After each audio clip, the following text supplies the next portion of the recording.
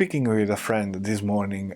We were talking about communication between people, especially between friends, between loved ones, and relations. So that gave me the idea to produce this video for all of you that have struggles to actually relate with someone else, but also sometimes you need time for yourself and you don't know how to tell the others. So this video is for you, and let's start talking about this topic. When it comes to relations, I always suggest one thing: check the relation status. So basically, check where you stand. If you are able to be honest in a relation, that can be a relation of love, relation of just friendship, relation of friendship, or maybe even with your parents or relatives, whatever. But it's really important understanding where you stand, because everything depends from you, how you approach people. What we receive from people is just a reaction to what we tell them, to how we approach them, to how we talk with them, we act with them. And you know, it seems like a stupid thing, but I think that the more you try to perfect yourself in relations, understanding your necessities, understanding what you really want, understanding why you are going out with certain friends, why you are attracted from certain people, and the more you can get higher quality of life, higher quality of the future. Now, sound like cheesy, I understand, but in reality is what you actually supposed to do. If you are uncertain about relations that you have and you don't know where you stand, maybe it's better sometimes pause that relation for a couple of days and try to see behind the scene of your heart what's going on. Because the more you try to understand yourself, the more you will attract people that fits better your necessities. And you will be honest and clear with other people that maybe are not really connected with you, right? There are some says about people that says you can't choose the parents, but you can choose friendship. That is true unless you know exactly who you are. Because if you don't know who you are, you will attract what you don't want. It's easy to make friends nowadays. It's easy to be part of a community. But now the problem is not anymore finding the community or find the friendship or find the person that you love. The problem is how it increases the potentiality in your life, how will be impacting your life, and how you actually approach the life thanks to this. And from my point of view, it's not something basic, it's something that is really go deep inside the human being. Think about how many times you are going around with your friends and you find yourself in a pub or in a bar or whatsoever, or in a travel, because sometimes you have travels as well, right? How many times happens that you find yourself aside and thinking that, you are okay, but you could be better. Thinking how many times maybe you are not really understood. Thinking about how many times you need to explain your situation because they don't get it. Think about that you could have a best time doing something else. I don't know if it happened to you, but to me it happened quite frequently. Why? Because it's the normal process of being a human being. It's the normal process of growing.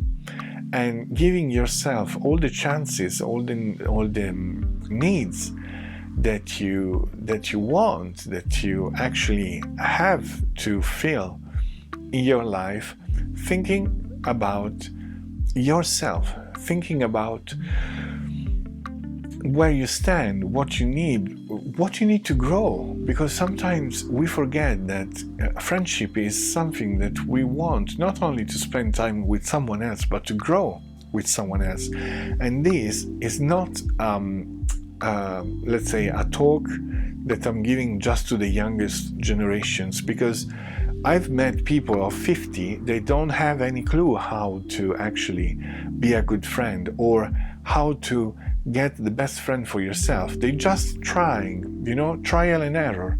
And maybe, yes, you will be lucky enough to find someone that will fulfill all your necessities, even though you don't understand which are in your life, or which are the ones that you need. But that is more about lucky.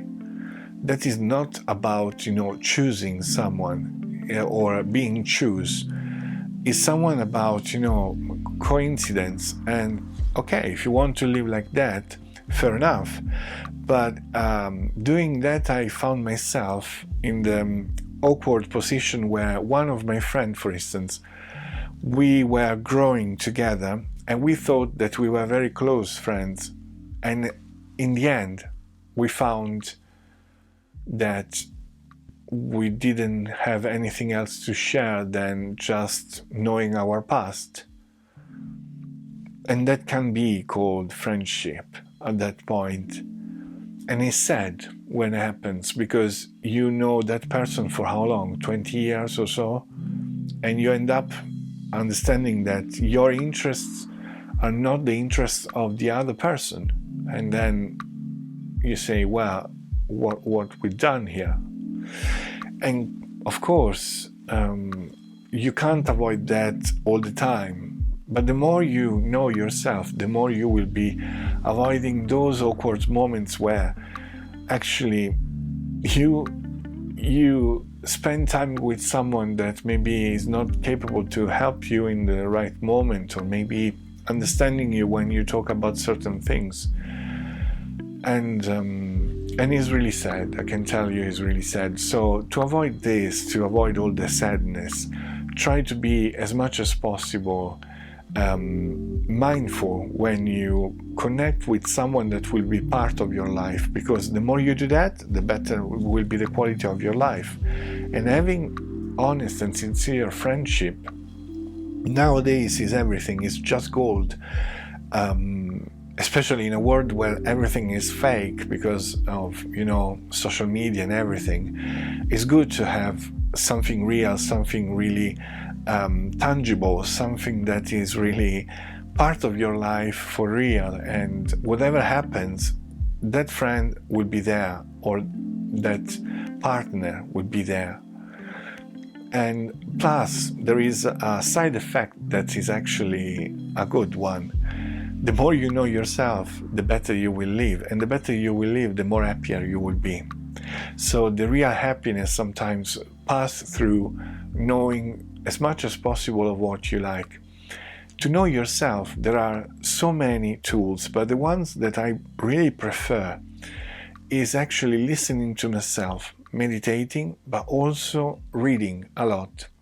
Reading biographies, reading things that can nourish yourself, nourish your mind, and also gives you another point of view from people that maybe are from different centuries or different decades, or maybe contemporary people that can explain you certain things of the life. I found that very helpful, and if I have to give just one suggestion to someone that asks me what to do to know better yourself, read as much as possible you can about biographies of people, about things like that. Don't waste your time, or better, I don't want to put in that way, but don't spend your time doing something that it doesn't nourish yourself, okay, or reading something that it doesn't give yourself something.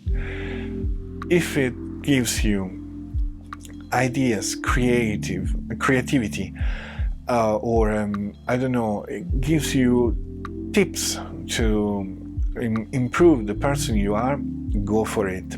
Go for it. But don't forget to allow the life gives you the best chance that you can get, just because you don't want to face who you are, or you don't want to face what's the life in general, because that is the major point from my point of view. You need actually to be as much as possible connected with the reality, connected with what's going around you, and you will see that even the time will slow down when you do something that is really giving you a lot of gratification, a lot of things to think about, and to actually improve what you are and who you are. Okay? Who you are. So thank you very much for having made till this point, and I'll see you next time in the next video. Don't forget to live for wonders, and I'll catch you soon. Bye bye.